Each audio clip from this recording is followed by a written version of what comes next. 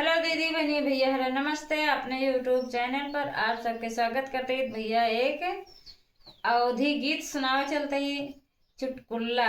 अच्छा लगे तो लाइक कमेंट शेयर करें, चैनल का हमारे सब्सक्राइब करें। पहिरी गुलाबी रंग सड़िया पिया मारे नजरिया, पहिरी गुलाबी रंग सड़िया पिया मारे नजरिया, पहिरी गुलाबी रंग सड़िया पिया मारे नजरिया।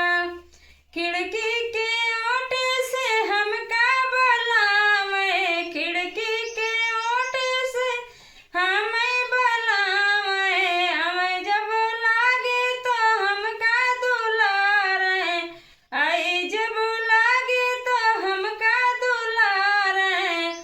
देखे अखिया के पुतरिया बलम मारे नजरिया, देखे हमारी पुतरिया बलम मारे नजरिया।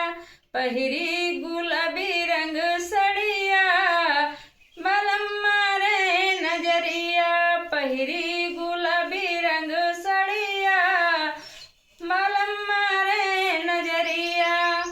अपन प्यार सब हमें बरसावे, अपन प्यार सब हम पे बरसावे, अपन प्यार सब हम पे बरसावे।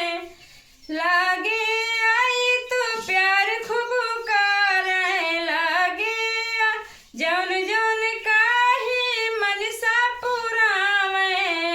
बहुत नीक हमरो सजनवा बलम मारे नजरिया, बड़ा नीक हमरो सांवरिया बलम मारे नजरिया।